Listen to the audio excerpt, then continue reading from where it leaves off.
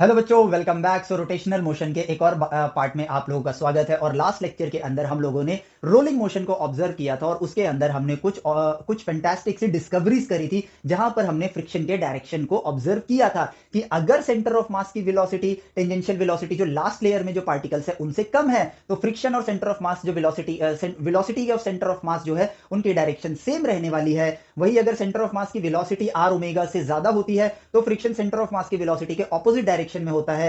And सबसे most important part जिसका हम यहां पर जिक्र करने वाले हैं वो ये कि अगर सेंटर ऑफ मास की वेलोसिटी और आर ओमेगा इक्वल होती हैं तो बॉडी में कोई फ्रिक्शन नहीं लगता है। उस लेक्चर को एंड किया था हमने इस क्वेश्चन के साथ कि अगर हम लोग एक वैक्यूम ट्यूब के अंदर एक बहुत बड़ा सा ट्यूब ले जिसके अंदर एयर रेजिस्टेंस को हम लोग खत्म कर दें और उसमें अगर हम एक टायर को रखते हैं और उसको रोल करते हैं, स्टिल वो बॉडी रुक जाती है। अब ये जो लेक्चर है ना, हम उसी चीज को ऑब्जर्व करेंगे नेचर के अंदर। और यहां पर आपको एक फैंटास्टिक सी चीज और पता चलेगी, वो ये है कि साइंस पढ़ने का मजा क्या है, साइंस की इंजॉयमेंट को आप इस लेक्चर के अंदर ले पाओगे और इंजीनियर वाली फील आएगी आपको ऐसा लगेगा कि आप कोई रिसर्च कर रहे हो और उस रिसर्च के जरिए, या मतलब कर तो हर जगह रहे हो लेकिन यहां पर वो फील आपको थोड़ी ज्यादा आएगी, आप उसको थोड़ा ज्यादा फील कर पाओगे। अब यहां पर बात यह आती है कि हमारे पास इस वक्त ऐसा कोई जवाब नहीं है जिसकी मदद से हम यह बता सकें कि यार अगर कोई फ्रिक्शन नहीं है, कोई एक्सटर्नल फोर्स उस टायर पे नहीं लग रहा है, स्टिल वो रोलिंग बॉडी जो है एक टाइम के बाद स्टॉप हो जाती है, वो रुक जाती है। तो ऐसा क्यों होता है और इस दौरान ऐसा कौन सा फोर्स है? देखो, अगर वो उसको रोक रहा है तो वहां पर कोई फोर्स होना चाहिए या फिर कोई टॉर्क होना चाहिए जो उस रोलिंग मोशन को रोकेगा। पर यहां पर कोई एक्सटर्नल फोर्स एग्जिस्ट नहीं करता है। As per the observation friction भी एग्जिस्ट नहीं करता है, तो फिर वो बॉडी क्यों रुकती है? तो हम लोग अभी क्लूलेस हैं, हमारे पास कोई जवाब नहीं है। लेकिन नेचर ने हमको ये तो सिखाया है कि भाई नेचर के अंदर सारे जवाब मौजूद हैं, हमको उससे मैथमेटिकली बात करनी है उस परिस्थिति को ऑब्जर्व करके। तो हम यहां पर एक प्योर रोलिंग बॉडी लेंगे, प्योर रोलिंग बॉडी ले रहे हैं और यहां पर हम लोग लेने वाले हैं अपना कार की व्हील लेने वाले हैं, जिसमें जिसमें आपके पास क्या होता है, टायर वाली बॉडी होती है, एक रबरी सब्सटेंस होता है। और उस सब्सटेंस को हम देखेंगे उसके प्योर रोलिंग मोशन में। अब प्योर रोलिंग मोशन लिया है यानी कि सेंटर ऑफ मास की वेलोसिटी आर ओमेगा के बराबर रहेगी। इनिशियल कंडीशन हमारे पास ये रहेगा कि सेंटर ऑफ मास की जो वेलोसिटी है और लास्ट लेयर की पार्टिकल्स की जो टेंजेंशियल वेलोसिटी है वो क्या है, यहां पर सेम है, वो यहां पर सेम है। ठीक है, तो अब हमने कहा कि यार ये रुक रहा है, ऑब्जर्व कर रहे हैं, परिस्थिति को देख रहे हैं कि ये रुक रहा है, पर क्यों रुक रहा है कोई क्लू नहीं है। तो हमने उस टायर को ऑब्जर्व करना स्टार्ट किया और हमको जो चीज नजर आई वो क्या नजर आई? पहली ऑब्जर्वेशन जो हम देखेंगे वो ये है कि आमतौर पर टायर आपका सर्कुलर शेप का होता है। ठीक है, लेकिन जब आप उसको किसी सरफेस पर रख देते हो तो टायर आपका सर्कुलर शेप ना होके यहां पर थोड़ा सा फ्लैट हो जाएगा, यहां पर थोड़ा सा फ्लैट हो जाएगा। और यही चीज जब हमने सोची कि उसके सरफेस के साथ क्या होगा, तो हर बॉडी, कोई भी बॉडी परफेक्टली रिजिड नहीं होती है। जिस सरफेस पर रखा है वो सरफेस भी यहां पर थोड़ा सा कर्व लेगा, वो सरफेस भी थोड़ा सा कर्व लेगा। और ये हमने नहीं बनाया, ये हमारी एक ऑब्जर्वेशन है। तो यहां पर ये जो सरफेस है ये भी थोड़ा सा कर्व हो जाएगा। ठीक है, ये कर्व हो जाएगा। तो पहली ऑब्जर्वेशन जो दिखी वो ये कि यार देखो, वी सेंटर ऑफ मास और आर ओमेगा तो सेम है, बट यहां पर आपका टायर जो है वो थोड़ा सा कंप्रेस हो रहा है, वो थोड़ा सा फ्लैटन हो रहा है, जिसकी वजह से आप यहां पर देख सकते हो कि कार का टायर तो फ्लैटन हो ही रहा है, साथ ही साथ वो सरफेस भी थोड़ा सा कर्व हो रहा है। अब यहां पर आई बात कि क्या इसकी वजह से कुछ हो सकता है? अब जो अनोखी चीज हमें नजर आई वो तो यही है, तो शायद इसकी वजह से कार का जो टायर है, या फिर आप सिंपली टायर देखो, कार को यहां से हटा दो, बॉडी को हटा दो, कार आपने एक वी वेलोसिटी से मूव कर दिया था उसको, और उसका जो टेंजेंशियल वेलोसिटी थी वो सेम टू सेम थी, वी सेंटर ऑफ मास और आर ओमेगा आपके इक्वल थे। ठीक है, ये चीज होनी स्टार्ट हुई। अब इसके पीछे का रीजन क्या हो सकता है? इसके पीछे का रीजन हो सकता है इस टायर का मास, इस टायर का मास और उस पे लगने वाला ग्रेविटेशनल फोर्स यानी कि उसका वेट mg, उसकी वजह से टायर की जो बॉडी है वो फ्लैटन हो रही है अपने ही वेट के प्रेशर की वजह से। ठीक है, अब हमने कहा कि एक बार को इसको रेस्ट में रखते हैं। ठीक है, रेस्ट में रखते हैं तो मास डिस्ट्रीब्यूशन जो है वो आपका यूनिफॉर्म है, मास डिस्ट्रीब्यूशन जो है आपका यूनिफॉर्म है। तो जो फोर्सेस यहां पर डेवलप हो रहे होंगे हर पॉइंट पर अलग अलग होगा, हर पॉइंट पर अलग अलग होगा, लेकिन इसके सर्कुलर सिमेट्री और जो इसका कर्व हुआ है, जहां पर ये फ्लैट भी हुआ है, ये परफेक्टली स्ट्रेट नहीं है, हल्का सा कर्व भी है, बट वो सिमेट्रिकल है। इसलिए जो हर पॉइंट पे अगर मैं नॉर्मल फोर्सेस को देखूं तो वो भी आपके सिमेट्रिक रहने वाले हैं। सेंटर पे सबसे ज्यादा होगा और फिर आपका जो ये नॉर्मल फोर्स है ये यहां पर जो होगा ये सिमेट्रिक होगा। मतलब थोड़ा मैंने फ्री हैंड बनाया, लेकिन जितना यहां है उतना यहां है, जितना यहां उतना यहां, तो ये सिमेट्रिक है, ये सिमेट्रिक है आपका। ठीक है, तो ये इस तरह से गया, इस तरह से डाउन हो गया। तो अगर फोर्स सिमेट्रिक है तो सेंटर ऑफ नॉर्मल फोर्स अगर मैं देखूं यहां पर, मतलब इन सारे फोर्सेस का सेंटर ऑफ फोर्स निकालूं, जैसे सेंटर ऑफ मास निकालते हैं उसी तरीके से अगर इनका मैं सेंटर ऑफ फोर्स निकालूं तो वो किस पॉइंट पर आएगा, वो ठीक उसके सेंटर पर आएगा, यानी कि नॉर्मल फोर्स जहां है वहीं का वहीं है। लेकिन अब इससे हमारा सॉल्यूशन नहीं मिला, क्योंकि अगर अगर मेरा नॉर्मल फोर्स थोड़ा आगे या पीछे जाता तो वो टॉर्क जनरेट करता, बट अगर वो अपने सेंटर पे ही है और सेंटर ऑफ मास पे जो इसका एक्सिस है उससे देखूं तो इस पे कोई रेडियस प्रोड्यूस नहीं हो रहा है, जिसकी वजह से एंटी मतलब जिस डायरेक्शन में ये रोल कर रहा है उसके ऑपोजिट कोई टॉर्क प्रोड्यूस नहीं करेगा। अब टॉर्क प्रोड्यूस नहीं करेगा और इसका मतलब क्या हुआ कि बॉडी जिस जो उसका एंगुलर मोमेंटम है वही एंगुलर मोमेंटम रहने वाला है, वो चेंज नहीं होगा। तो हमने कहा यार अभी प्रॉब्लम का सॉल्यूशन नहीं मिला है, लेकिन फर्दर इसको ऑब्जर्व करना स्टार्ट किया तो हमने एक चीज नोटिस करी कि यार देखो यहां पर बॉडी जो है जब टायर घूमकर आ रहा है यहां पर कंप्रेस होना स्टार्ट हो रही है और इस पॉइंट के बाद उसके सेंटर लाइन के बाद यहां पर वो बॉडी डीकंप्रेस होना स्टार्ट करती है। यहां पर टायर रोल कर रहा है, जब टायर ने रोल करना स्टार्ट किया ये रीजन वो है जहां पर टायर ने कंप्रेस होना स्टार्ट किया और ये रीजन वो है जहां पर टायर ने एक्सपैंड होना स्टार्ट किया, यानी कि मटेरियल के अंदर कंप्रेशन यहां पर हो रहा है और यहां पर आपके एक्सपेंशन हो रहा है। और ध्यान से समझना ये चीज क्या है, ऑब्जर्वेशन है। हमने इस कंप्रेशन और एक्सपेंशन को ऑब्जर्व करना स्टार्ट किया। अब जब हमने इसको ऑब्जर्व करना स्टार्ट किया, लैब के अंदर लेके गए, कोई रॉकेट साइंस नहीं, एक बॉडी ली, उसको हमने कंप्रेस करना स्टार्ट किया, उसको हमने कंप्रेस करना स्टार्ट किया, ठीक है, और फिर उसको अनकंप्रेस होते हुए ऑब्जर्व करना स्टार्ट किया। तो देखो मैंने इसको कंप्रेस किया और इसको एक्सपैंड होते हुए ऑब्जर्व कर रहा हूं, कंप्रेस होते हुए भी ऑब्जर्व कर रहा हूं, एक्सपैंड होते हुए भी ऑब्जर्व कर रहा हूं। और इसी दौरान एक बड़ी कमाल की चीज ऑब्जर्व हुई, इसी दौरान एक बड़ी कमाल की चीज ऑब्जर्व हुई और वो ये था, हमने क्या किया, जो इंफॉर्मेशन हमें मिलेगी हम उसका ग्राफ बनाएंगे, हम उसका ग्राफ बनाएंगे, ठीक है। तो एक्स एक्सिस पे रखा मैंने कंप्रेशन, एक्स एक्सिस पे रखा मैंने कंप्रेशन, ठीक है, कंप्रेशन, और वाई एक्सिस पे रखा मैंने फोर्स, जो फोर्स मैं उस पर अप्लाई कर रहा हूं, ठीक है। फोर्स कह लो या फिर आप स्ट्रेस कह सकते हो, बट क्योंकि अभी हमने मैकेनिक्स ऑफ मटेरियल स्टडी नहीं किया है तो मैं इसको फोर्स से ही अभी डिनोट कर रहा हूं, ठीक है। अब जरा इस बॉल के कंप्रेशन और एक्सपेंशन को ऑब्जर्व करना और उसी चीज को हम लोग यहां पर एज अ डेटा प्लॉट करेंगे, ठीक है। मैंने इस पर फोर्स लगाना स्टार्ट किया, ठीक है, मैंने इस पर फोर्स लगाना स्टार्ट किया, ये बॉल कंप्रेस होनी शुरू हो गई, ठीक है, ये बॉल कंप्रेस होनी शुरू हो गई और ये बॉल देखो जितना मैं फोर्स लगाऊंगा उतना ही कंप्रेस होगा। अभी इतना कंप्रेस्ड है, अब मैंने फोर्स बढ़ाया तो ये बॉल थोड़ी और ज्यादा कंप्रेस हो गई, ठीक है, सिंपल। तो यहां पर जो मेरा कंप्रेशन है उसको मैं देखूं तो जैसे जैसे मैं फोर्स बढ़ाता जा रहा हूं मेरा कंप्रेशन जो है वो बढ़ता जा रहा है। तो मैंने फोर्स लीनियर नहीं था इसलिए कर्व लिया है मैंने, फोर्स की वैल्यू जितनी कंप्रेशन उतना ज्यादा, ज्यादा फोर्स ज्यादा कंप्रेशन। लेकिन अब बारी आती है इसके एक्सपेंशन का, इस डायरेक्शन में कंप्रेस हो रहा है तो उल्टी डायरेक्शन में क्या होगा, एक्सपैंड होगा, ठीक है। सो टाइम आ गया है ऑब्जर्व करने का ध्यान से। हमने इसको कंप्रेस किया, कंप्रेशन के दौरान हर वक्त मैंने इस पर फोर्स लगा रखा है, लेकिन अब इसके एक्सपेंशन को ऑब्जर्व करना, मैं इसको यहां रखता हूं, मैंने फोर्स पूरा का पूरा हटा लिया है और ये धीरे धीरे एक्सपैंड हो रहा है। अब मैं इसको कंप्रेस फास्टली करता हूं, फास्ट मैंने कंप्रेस किया, लेकिन इसका एक्सपेंशन जो है वो अपनी ही स्पीड से हो रहा है और सेल्फ एक्सपेंशन आ रहा है इसमें, यानी कि एक्सपेंशन के दौरान कोई एक्सटर्नल फोर्स नहीं है, एक्सपेंशन के दौरान कोई एक्सटर्नल फोर्स नहीं है, तब भी ये एक्सपैंड हो रहा है क्योंकि ये यहां पर जो एटम्स है इसके अंदर इंटरनल एनर्जी स्टोर कर दी थी, जो वापस ये इलास्टिक बॉडी है वापस अपने शेप को रीगेन कर रही है, लेकिन एक्सटर्नल फोर्स उस वक्त मौजूद नहीं था। एक बार और ध्यान से देखिए, कंप्रेस किया मैंने, फास्टली कंप्रेस किया, यानी कि वॉल्यूम जो है बहुत जल्दी चेंज हो गया, लेकिन अब एक्सपैंड जो है वो अपनी पेस से, फोर्स एग्जिस्ट नहीं कर रहा है, कोई एक्सटर्नल फोर्स एग्जिस्ट नहीं कर रहा है, लेकिन ये बॉडी एक्सपैंड कर रही है। तो अब देखना, इस लॉजिक को समझना, जब इतना फोर्स था तो इसका वॉल्यूम इतना कंप्रेस हो गया था, जब इतना फोर्स था तो इसका वॉल्यूम इतना कंप्रेस हो गया था, जब इतना फोर्स था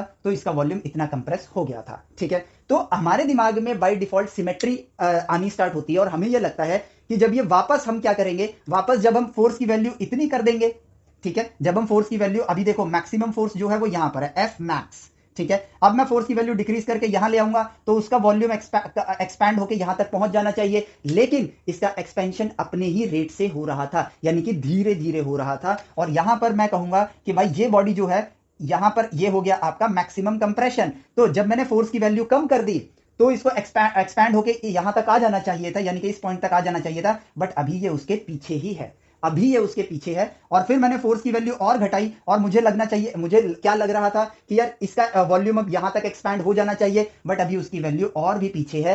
एंड उसके बाद या इसके बाद मैंने फोर्स को जीरो कर दिया और अब वो खुद ब खुद एक्सपैंड हो रहा है, यानी कि अभी वॉल्यूम सिर्फ यहीं तक पहुंचा है। तो अब देखो अब ध्यान से देखना तो आपको नजर आएगा कि जब फोर्स की वैल्यू इतनी थी उसका एक्सपेंशन सिर्फ और सिर्फ इतना ही हुआ था, जबकि होना इतना चाहिए था। जब फोर्स की वैल्यू इतनी थी उसका एक्सपेंशन इतना होना चाहिए था, बट एक्सपैंड इतना ही हुआ था। फोर्स की वैल्यू जब जीरो हो गई तो अभी वो सिर्फ और सिर्फ इतना ही एक्सपैंड हुआ है। तो इस कर्व को अगर मैं ट्रेस करूं, इस कर्व को अगर मैं ट्रेस करूं तो वो कुछ इस तरह से बन रहा है। थोड़ा फ्री हैंड है इसलिए थोड़ी सी गंदा गंदा कर्व बन गया है, लेकिन अब इस चीज को मैं एक बार में आप लोगों को दिखा सकता हूं, क्योंकि कहानी आप लोगों को समझ आ गई होगी। और वो ये है कि कंप्रेशन के दौरान मैं फोर्स अप्लाई कर रहा था, उसके अकॉर्डिंगली ही बॉडी कंप्रेस हो रही थी। ठीक है, तो यहां पर मेरा बॉडी जो है कंप्रेस होना स्टार्ट हो गया, लेकिन एक्सपेंशन के दौरान आपका जितना फोर्स था उस फोर्स पे उसने एक्सपेंशन कम दी थी, और यहां पर आकर वो कुछ इस तरीके से एक्सपैंड हुआ था, इस तरीके से एक्सपैंड हुआ था। और अब ये ऑब्जर्वेशन हमारे इस राज को ओपन करने वाली है कि why do rolling body stop, क्यों रोलिंग बॉडी स्टॉप करती है, उस राज को ये एक्सप्लेन करेगी। देखो कैसे, ये था आपका कंप्रेशन, ये था आपका कंप्रेशन, ठीक है, और ये था आपका फोर्स। ठीक है, तो अब आप जो चीज नोटिस कर सकते हो कि भाई नॉर्मल फोर्सेस जो हैं, जो लोडिंग है, जो इसके वजन की वजह से फोर्सेस डिस्ट्रीब्यूट हुए हैं, वो हर जगह सिमेट्रिकल हैं। पहले आगे कम है, फिर उससे ज्यादा, फिर उससे ज्यादा, फिर उससे ज्यादा, फिर यहां पे मैक्सिमम, लेकिन सिमेट्रिकल है। लेकिन अब देखना, अब यहां पर इस वक्त जो ये वाला फोर्स है, मान लो इस फोर्स पर ये जितना कंप्रेस हुआ है, ठीक उसी के कोरिस्पॉन्डिंग 1 2 3, तो यहां से चलते 1 2 3, यहां पे थर्ड पॉइंट की तरफ बढ़ते हैं। इस दौरान जब टायर का पहला पार्ट है ये कंप्रेस होना स्टार्ट हो रहा है, और इधर वाले पार्ट में ये एक्सपैंड होना स्टार्ट हो रहा है। ठीक है, तो इसको हम लोग मैकेनिकल इंजीनियरिंग के टाइम पे बोलते हैं, ये वाला एरिया है लोडिंग का और ये वाला रीजन है आपका अनलोडिंग का। ठीक है, तो ये वाला रीजन हो गया आपका अनलोडिंग का। अब लोडिंग और अनलोडिंग के दौरान इस पॉइंट पर बाइसिमेट्री अगर मैं देखूं तो फोर्सेस क्या है, सेम है, लेकिन क्योंकि ये कंप्रेस जल्दी हो रहा है लेकिन एक्सपैंड धीरे धीरे कर रहा है, तो सेम फोर्स पर मैं यहां पर एक फोर्स पकड़ता हूं, सेम फोर्स पर अब मान लो यहां पे मैं चलता हूं, आगे एक लाइन कट करता हूं, तो ये वाला जब ये कर्व ऊपर जा रहा है तो ये कर्व किसको रिप्रेजेंट कर रहा है, लोडिंग टाइम को, ये रिप्रेजेंट कर रहा है लोडिंग टाइम को। और ये जो रिटर्न कर्व है, ठीक है, ये जो रिटर्न कर्व है ये रिप्रेजेंट कर रहा है अनलोडिंग रीजन को। ठीक है, तो लोडिंग के टाइम पर जो उसका वॉल्यूम था, उसका वॉल्यूम देखना आप, ठीक है, इतना था, यानी कि वो ये जो टायर आपका इतनी वैल्यू के जितना ही कंप्रेस हुआ है, लेकिन अनलोडिंग के टाइम पर ये जो टायर है ये उससे ज्यादा कंप्रेस्ड है, ये इस वक्त ज्यादा कंप्रेस्ड है, यानी कि जितना उसको फूलना चाहिए था उतना वो फूला नहीं, उतना वो फूला नहीं। तो इसकी वजह से हुआ क्या, अब इसको थोड़ा सा बड़ा जूम करके हम लोग देखेंगे और आपको समझ आएगा कि ये रहा आपका सरफेस। ठीक है, ये जो कर्व है आपका, ये जो टायर का पार्ट है, ये वो पॉइंट था जहां पर फोर्स लग रहा था, और उसके सिमेट्रिक जो पॉइंट है वो ये वाला है, लेकिन यहां पर उसको एक्सपैंड होके इसको फ्लोर को टच करना चाहिए था, फ्लोर को टच करना चाहिए था, क्योंकि कंप्रेशन की लेंथ इतनी ही है। लेकिन अब मैं टायर का एक और पार्ट लेता हूं, टायर का एक और पार्ट लेता हूं, तो भाई यहां पर इसका एक्सपेंशन जो लेंथ है वो इतना होना चाहिए, लेकिन यहां पर जितनी लेंथ है उससे कम ही वो एक्सपैंड होगा, यानी कि यहां पर टायर आपका कहां आ गया, इन एयर आ गया, यानी कि वो हवा में है इस वक्त, अभी वो पूरा एक्सपैंड हुआ ही नहीं है। और यही चीज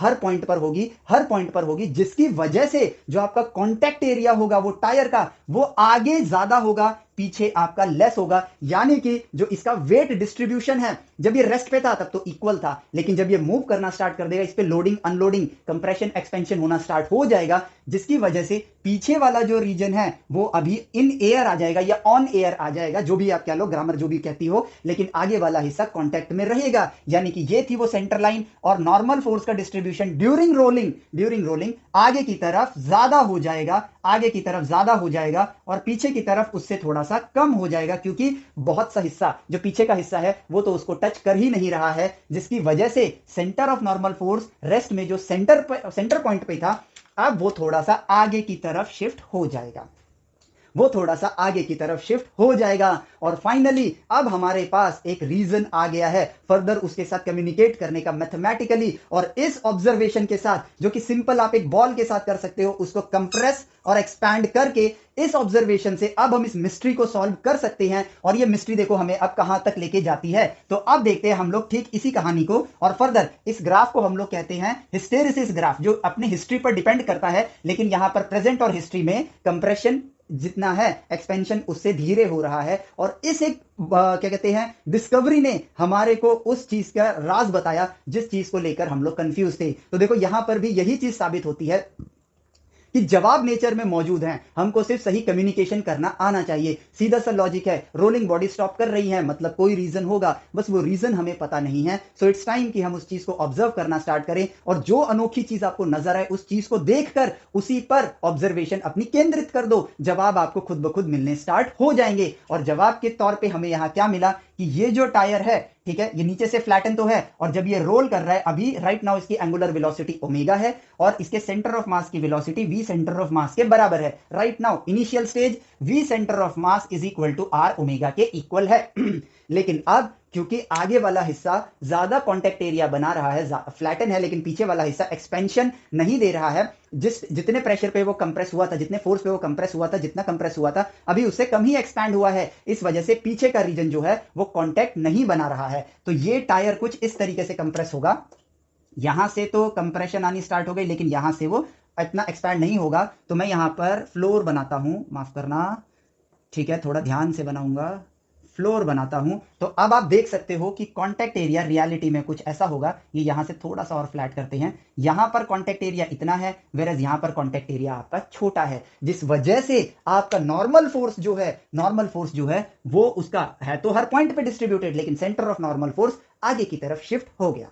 अब इस एक छोटी सी चीज की वजह से क्या होना स्टार्ट हुआ, अब आप देखो। अब मैं यहां पर इस पॉइंट पर जो एक्सिस है जो बाहर निकल रही है उस एक्सिस से इस नॉर्मल फोर्स को लेता हूं और इस बॉडी पर देखता हूं कि क्या इसकी वजह से कोई टॉर्क जनरेट हो रहा है। जवाब है यस। अगर मैं इस नॉर्मल फोर्स को देखूं और इस एक्सिस से इस पॉइंट पे एक रेडियस बनाता हूं, तो नॉर्मल फोर्स और इसमें मान लो ये रेडियस r के बराबर है, भाई सर्कुलर पाथ है तो r के ही बराबर है r, ठीक है, और इन दोनों के बीच में जो एंगल है ये रहा थीटा, ठीक है, तो ये एंगल थीटा होगा, तो ये लेंथ बनेगा r cos थीटा और ये लेंथ बन जाएगा आपके पास r sin थीटा। ठीक है, तो इस बॉडी पर टॉर्क कितना लग रहा है, इस बॉडी पर टॉर्क लगना स्टार्ट हो जाता है इस व्हील पर, that is nr sin theta, nr sin theta.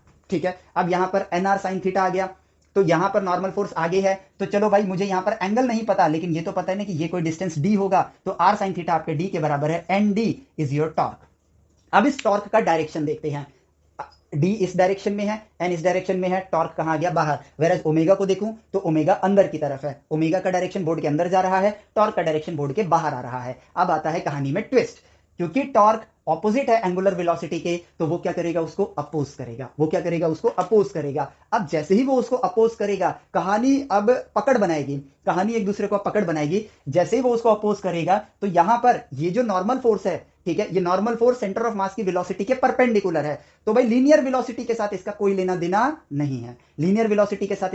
देना नहीं है, और ये नॉर्मल फोर्स आपके mg को भी बैलेंस कर रहा है, यानी n is equal to mg, normal force आपका mg के बराबर है, लेकिन वो सेंटर ऑफ मास के साथ कोई छेड़खानी नहीं करेगा, तो भाई नहीं करी। लेकिन नॉर्मल फोर्स की वजह से जो टॉर्क जनरेट हो रहा है वो एंगुलर वेलोसिटी के ऑपोजिट डायरेक्शन में है, तो एंगुलर रिटार्डेशन लाएगा, जिसकी वजह से ओमेगा की वैल्यू डिक्रीज हो जाएगी। अब ओमेगा की वैल्यू डिक्रीज होगी तो आर ओमेगा की वैल्यू भी डिक्रीज हो जाएगी, यानी कि वी सेंटर ऑफ मास बन जाएगा ग्रेटर देन आर ओमेगा के इक्वल, सॉरी माफ करना, इक्वल बोल दिया, वी सेंटर ऑफ मास हो जाएगा ग्रेटर देन आर ओमेगा के, क्योंकि अब जो प्रेजेंट ओमेगा है वो लास्ट टाइम जो आर ओमेगा की वैल्यू थी उससे वो डिक्रीज हो गया है। और जैसे ही ये सिचुएशन आएगी, जैसे ही आपका सेंटर ऑफ मास की वेलोसिटी आर ओमेगा से ज्यादा हो जाएगी, आपका यहां पर एक फ्रिक्शन जनरेट होगा, जो कि किस डायरेक्शन में होगा, भाई सेंटर ऑफ मास की वेलोसिटी ज्यादा है, इस यहां पे जो पार्टिकल है VCM और यहां पे जो इसकी टेंजेंशियल वेलोसिटी है वो r ओमेगा है, रेडियस में जो कमी आ रही है वो नेग्लिजिबल है, तो आप उसको रेडियस r के बराबर ही लो। ठीक है, अब r ओमेगा जो है वो v सेंटर ऑफ मास की वेलोसिटी से कम है, यानी कि ये बॉडी आगे जा रही है, जो हमने लास्ट लेक्चर में ऑब्जर्व किया था, ये जो पार्टिकल है ये आगे स्लाइड कर रहा है, स्लिप कर रहा है,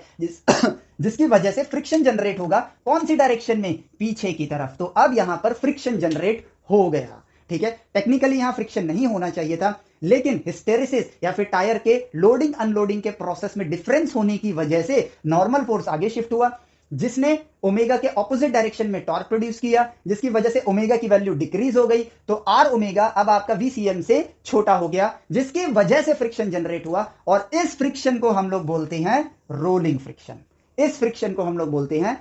फ्रिक्शन। और अब देखो मजेदार चीज, क्योंकि फ्रिक्शन आपके ऑपोजिट किस डायरेक्शन में है, सेंटर ऑफ मास के ऑपोजिट डायरेक्शन में है, तो अब क्या करेगा, ये ओमेगा को बढ़ाएगा, लेकिन नॉर्मल फोर्स घटाएगा। ठीक है, लेकिन सेंटर ऑफ मास की वेलोसिटी को देखें यहां पर, तो वो उसके अपोजिट डायरेक्शन में है। तो इस केस में क्या होगा, आपका सेंटर ऑफ मास की जो वेलोसिटी होगी, अब क्योंकि फ्रिक्शन अपोजिट डायरेक्शन में है, यहां पर सेंटर ऑफ मास की जो वी सेंटर ऑफ मास की वैल्यू है वो डिक्रीज होना स्टार्ट हो जाएगी। और वो कब तक डिक्रीज होगी, जब तक वो प्रेजेंट, इसको ओमेगा डैश लिख देता हूं, वो इक्वल नहीं हो जाती आर ओमेगा डैश के। और जैसे ही वो आर ओमेगा डैश के इक्वल होगा, फ्रिक्शन गायब हो जाएगा। फ्रिक्शन गायब होगा, लेकिन नॉर्मल फोर्स फिर ओमेगा डैश की वैल्यू को और डिक्रीज करेगा।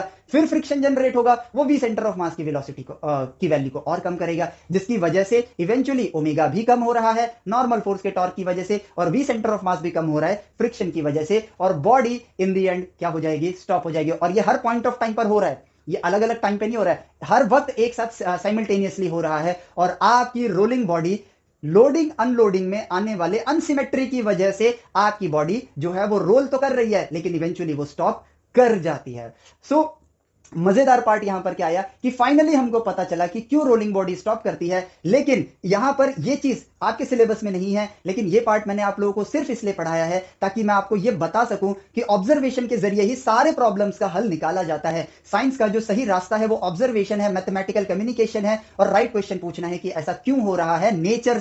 नेचर से पूछो और मैथमेटिकली बात करो। नेचर आपको ऑब्जर्वेशन के दौरान ही सारे answers in the form of hint आपको दे रहा होगा, आपको सिर्फ उन चीजों को पकड़ना है। और यही मानसिकता जब हम डेवलप करेंगे तो इंजीनियरिंग के टाइम यही चीज तो हम यूज करेंगे। और इसीलिए तो कहा जाता है कि गाड़ी के अंदर आप सही टायर प्रेशर रखो। जरूरत से ज्यादा टायर प्रेशर रखोगे तो कांटेक्ट एरिया आपका कम होगा, यस रोलिंग फ्रिक्शन भी आपका कम लगेगा, लेकिन फिर उसमें मैकेनिकल प्रॉपर्टी जाएगी, वो टायर आपका स्प्रिंग की तरह बिहेव करेगा और गाड़ी बंप करेगी, बहुत ज्यादा उछलेगी। जरूरत से ज्यादा कम प्रेशर रखा टायर का तो सरफेस जो फ्लैट हो रहा है वो ज्यादा होगा, जिसकी वजह से रोलिंग फ्रिक्शन की जो वैल्यू है वो ज्यादा आएगी और नॉर्मल फोर्स और ज्यादा आगे तक शिफ्ट हो जाएगा। तो अगर आप कभी रेस लगाने की सोच रहे हो तो ऑप्टिमल टायर प्रेशर आप रखो, और यकीन मानो ऑप्टिमल टायर प्रेशर रखने से यहां पर आपकी गाड़ी कम ड्रैग कैसे प्रोड्यूस कर सकती है, कम रोलिंग फ्रिक्शन कैसे प्रोड्यूस कर सकती है। नॉर्मल फोर्स में जो ये डी शिफ्ट है, ये जो डी डिस्टेंस का शिफ्ट है, डी जितना मिनिमम होगा, आप इंजीनियर की तरह सोचो, डी जितना मिनिमम होगा, रोलिंग फ्रिक्शन का जो ड्रैग होगा वो उतना ही कम होगा। यानी कि दो सेम बाइक है, लेकिन अगर उनके टायर प्रेशर सही नहीं है, एक का टायर प्रेशर कम है और एक का टायर प्रेशर सही है, तो जिसका टायर प्रेशर सही है और ड्राइवर भी सेम कैपेबिलिटी के हैं, तो जिसका टायर प्रेशर सही है वो रेस को जीत जाएगा। चाहे थोड़ी मार्जिन से जीते, इसकी वजह से बड़ा मार्जिन नहीं आएगा, लेकिन मार्जिन आएगा और उसकी वजह से वो पर्सन रेस जीत जाएगा। तो देखो कितना सिंपल सा लॉजिक है। ये जो रेसेस होते हैं ना, इनको बस हम देखते हैं कौन फर्स्ट आया कौन सेकंड आया, बट इसके अंदर पूरा इंजीनियरिंग का खेल चल रहा होता है। पॉइंट बाय पॉइंट चीजों को ऑब्जर्व कर रहे होते हैं। वहां पर जो इंजीनियर्स होते हैं ना, बाइक रेसर तो सिर्फ रेस कर रहा है, लेकिन इंजीनियर्स उसके हर डेटा पे नजर बनाए हुए हैं और पिछले डेटा से प्रेजेंट डेटा को कंपेयर करते हैं और दूसरों के डेटा से अपने डेटा को कंपेयर करते हैं। और इस दौरान वो कर क्या रहे हैं, ऑब्जर्वेशन कर रहे हैं। और अगर हमारा डेटा उनके डेटा से लो आता है तो वो क्या रीजन है, उस रीजन को डिस्कवर करने की कोशिश कर रहे हैं, ताकि अगली रेस में हमारी बाइक उनसे बेटर परफॉर्म कर सके या हमारी कार उनसे ज्यादा बेटर परफॉर्म कर सके। तो इंजीनियरिंग का पर्पस ही क्या है, इंजीनियरिंग और साइंस, इन सब के लिए आपको मैथमेटिक्स को एज ए लैंग्वेज यूज करना है और हर प्रॉब्लम का सॉल्यूशन ऑब्जर्वेशन के जरिए, मैथमेटिकल कम्युनिकेशन के जरिए and asking the right question के जरिए आपको ढूंढना है, और यही है आपका राइट डायरेक्शन। सो देखो रोलिंग बॉडीज क्यों स्टॉप करती हैं, कितना इंटरेस्टिंग सा पार्ट है ना। मैंने कहा था ना स्टार्टिंग में, आपको फीलिंग आएगी कि आप कोई रिसर्च कर रहे हो, तो ये वो वाली फीलिंग है। और अब यहां पर रोटेशन के बाद जितने भी चैप्टर आ रहे हैं सबके अंदर हमें इसी तरह का फीलिंग आने वाला है और इसी तरह से हम चीजों को ऑब्जर्व करने वाले हैं। अभी तक हम पार्टिकल मोशंस और सिस्टम ऑफ पार्टिकल के मोशंस को ऑब्जर्व कर चुके हैं। अब हम लोग यहां पर उसी सिस्टम ऑफ पार्टिकल में भिन्न भिन्न परिस्थितियों को देखेंगे कि बॉडी हार्मोनिक मोशन में जाएगी तो वो कैसे बिहेव करेगी, उस पर फोर्स कैसे मूव करेगा, कैसे एक्ट करेगा, उस पर एक्सीलरेशन कैसे एक्ट करेगा, टाइम के साथ उसका क्या रिलेशन होगा, वेव मोशन के दौरान एनर्जी जिस रेट से आगे बढ़ेगी उसकी क्या इक्वेशन होगी, वेव की क्या इक्वेशन होगी, लाइट कैसे प्रोपेगेट करेगा, वायर्स के अंदर चार्ज कैसे प्रोपेगेट करेंगे। तो आप पढ़ोगे मोशन ही, लेकिन आप रियलिटी से और ज्यादा कनेक्ट करके पढ़ोगे। तो यहां पर आपका रोटेशन तक का जो ज्ञान है वही काम आने वाला है आगे तक। तो रोटेशन वाले पार्ट को जो मेरा मानना है वो ये 2 से 3 बार आपको सेल्फ ऑब्जर्वेशन करना है यहां तक के पार्ट में, और इसके आगे आने वाले सारे चैप्टर, मैं 12th तक के एंड तक की बात कर रहा हूं, सारे चैप्टर इन पर डिपेंडेंट रहेंगे। यहां का ज्ञान वहां काम आएगा ही आएगा। आएगा क्या, वही चीज आपको यूज करनी है। जब आपका चैप्टर ही देखो सिंपल हार्मोनिक मोशन, ठीक है, मैकेनिक्स ऑफ मटेरियल, जिसमें energy stored in the body ये बोला गया है, तो एनर्जी मतलब वर्क, एनर्जी पावर का नॉलेज, हार्मोनिक मोशन यानी कि मोशन आ गया, और मोशन आ गया तो फोर्स फ्रिक्शन ये सारी चीजें खुद ब खुद आएंगी। फोर्स फ्रिक्शन आएंगी तो वर्क आएगा ही आएगा, वर्क आएगा तो एनर्जी आएगा, एनर्जी आएगा तो पावर की आपको जरूरत पड़ेगी ही पड़ेगी। प्लस आप यहां पर इलेक्ट्रिसिटी वाले चैप्टर में चले जाओ, energy stored in a capacitor, electric potential energy, gravitational potential energy, आपका वर्क एनर्जी का यूज होना ही होना है और कैलकुलस हर जगह यूज होने वाली है। जब जब आप पॉइंट बाय पॉइंट चेंजेस को नोटिस करोगे आपको यहां पर कैलकुलस का यूज करना ही पड़ेगा। थर्मोडाइनमिक्स, वहां पर आप एनर्जी के ट्रांसफर को ही तो पढ़ोगे। तो यहां तक के चैप्टर आपके लिए बहुत ज्यादा इंपॉर्टेंट है। अगर आप इस वीडियो को पहली बार देख रहे हो तो मेरा यह अनुरोध है कि यहां तक के लेक्चर्स को सीक्वेंस में देखना स्टार्ट करो और यकीन मानो ज्यादा टाइम नहीं लगेगा। मैं तो वैसे भी बोलता हूं 150 दिन के अंदर आप पूरी 11th-12th फिनिश कर सकते हो, पूरी फिजिक्स, पूरी मैथमेटिक्स और 50% केमिस्ट्री को 150 दिन के अंदर कंप्लीट किया जा सकता है। और वो ज्ञान आपके लिए यहां पर 150 दिन में अगर आपका ये कहूं 100% फिजिक्स, 100% आपका मैथ और 50% आपकी केमिस्ट्री, तो आउट ऑफ 300 250% सिलेबस आपका कंप्लीट हो सकता है 150 दिनों में, अगर आप राइट डायरेक्शन में सोचो तो। और उसके बाद आपके पास इतने दिन बचेंगे कि आप जमकर प्रैक्टिस कर सकते हो अपने एंट्रेंस एग्जामिनेशन के लिए, क्योंकि क्वेश्चंस मात्र एक परिस्थिति होती है और कुछ नहीं। ठीक है, जितना ऑब्जर्व करोगे, जब आप ऑब्जर्व करोगे तो आप उस परिस्थिति से परिचित हो, और जब आप परिस्थिति से परिचित हो तो वो क्वेश्चन आपको जाना पहचाना लगेगा, आप उसको आसानी से सॉल्व कर पाओगे। सिर्फ आपको इंग्लिश को डिकोड करके उसको सिचुएशन में कन्वर्ट करना है, मैथमेटिकली बात करनी है, जवाब नेचर खुद ब खुद देगा आपको। सो इतना आसान है आपके साइंस की जर्नी। ठीक है, इसको हमें बिल्कुल भी ऐसा नहीं बनाना कि साइंस पढ़ रहे हैं, इट्स साइंस। नेचर को स्टडी करना ही तो साइंस है, उससे बात करना ही तो मैथमेटिक्स है। कुछ नया बनाना उस ज्ञान से जो हमने नेचर से प्राप्त किया है, वही आपकी इंजीनियरिंग है। और उस इंजीनियरिंग से बने हुए पदार्थ को या बॉडी को या मशीन को जब आम जिंदगी में दुनिया यूज करना स्टार्ट कर देती है, वही आपकी टेक्नोलॉजी है। यही आपके आज के जमाने के 4 मॉडर्न वेदास हैं, साइंस, टेक्नोलॉजी, इंजीनियरिंग, मैथमेटिक्स। तो ये बनता है स्टेम वेदास। सो इस लेक्चर के लिए इतना ही, मिलते हैं आपसे नेक्स्ट लेक्चर में। Till then take care, bye bye, Jai Hind.